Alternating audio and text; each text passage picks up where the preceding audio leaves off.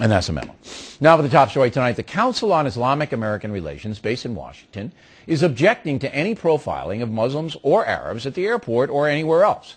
That, of course, is causing controversy as worldwide terrorism is now almost exclusively generated by Muslims. So why shouldn't they be profiled? Joining us now from D.C. to answer that question, Ibrahim Hooper, the spokesman for CAIR. So, you and I were talking before the program. You said Muslims fly too. I mean, these people don't care if they kill Muslims. Yeah. So you got a 23-year-old guy floating around. He pays one way for a ticket, cash. I mean, I'd pull this guy out of line. I'm sorry. And I'd profile this guy all day long, and you wouldn't?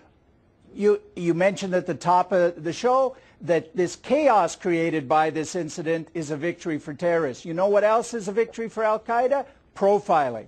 Al-Qaeda's talking point is that the West is at war with all of Islam and all Muslims.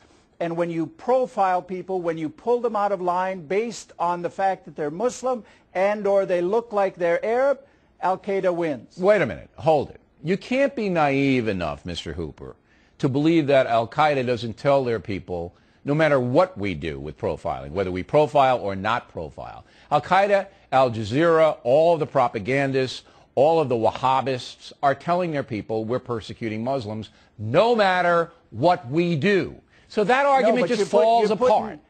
You're putting sales in their propaganda. You're not putting anything anywhere. Sales, you're losing common sense. When you do it, and profiling is ineffective. It's counterproductive. Why is it ineffective? El Al profiles, and they haven't had a terror incident in decades. Yeah, they do. They don't pull people aside. Yeah, they do. El Al pulls people aside all the time. They do it by behavior. Behavior is the way to do it. When they say they do it by behavior, but no. El Al, the Israeli airline, profiles, and you know it. Okay, well, they put any young man, to begin with, but the guy who was allegedly attempting to bomb the plane in Detroit should have been stopped 6 steps before he got on that plane. Well, his father reported him. He paid for his ticket in cash. He didn't have any luggage when he was going on a 2-week trip. All of these things are behavior. Okay, but Mr. Hooper, here's the deal. Here's what you're not getting. And President Obama said the same thing that you said today in his statement. President Obama said, look, we knew about this guy. Somebody just didn't put his name on the list. But that's always going to happen.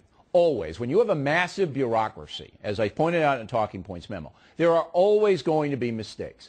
The last line of defense are the TSA guys standing watching people come into the airline. Exactly. And you're telling me that a 23-year-old Muslim guy who has already been to Yemen shouldn't be pulled out of the line? Is that what you're telling me? No, but what you're talking about is behavior. No, the fact that he's 23, he was in Yemen, and he's coming onto the plane makes you pull him out of the line, sir. When you cast such a wide net... It's not a wide net. How many 23-year-olds from Yemen are going through Amsterdam to Detroit?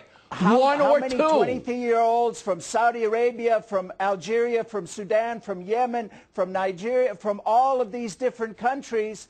And it's not just 23-year-olds. These new TSA regulations target everyone coming from or even touching ground in these If you are areas. in a terrorist country like Pakistan, you've got to look at almost everybody getting on the plane in Pakistan. Yeah. You simply have to. Look, it's not responsible. If this isn't a political situation, why aren't they doing Indonesia that had the Bali bombings? Why aren't they doing India that had the Mumbai? I'm telling you this. If I were President Obama, I would order my Middle Eastern countries. Mr. Hooper, if I'm President Obama, I would order my TSA guys to pull anybody out of the line buying a ticket or getting their ticket from the counter. Anybody who fit a young man in a Muslim country with any kind of situation at all. I mean, because these suicide bombers are young men. They're young men mostly. The profiling argument is very easy to make because it makes you feel like you're doing something to improve safety. It's common sense. It doesn't do anything. Even President Bush's advisory council said profiling is ineffective and just plain wrong. Look, I don't care what they say. I'm taking my model That's President from El Bush, Al. not President Obama. El Al Airlines is the most at-risk airline we always go to in the the world. El Al, just like we always go to the Swedish grandmother argument. El Al has a handful of planes, and it is very easy for it to clamp down on every passenger. If every passenger went through stricter security, I don't mind that. No, I'm not putting the grandmas from Scandinavia through it, and I'm not taking their shampoo. Muslims, that's ridiculous. As I said before, there's Muslims in Scandinavia too. Let's hire better trained people. Let's pay them what they deserve. Look, you're not going to stop it. You're not going to stop it by doing more bomb-sniffing dogs. Let's get more puffer machines that detect we're going to deal with that in a moment. Look, there's nothing wrong with getting more bomb-sniffing dogs and having better security. There's nothing wrong with it. But I'm telling you, it is Arab and Muslim-generated terrorism that is plaguing the world.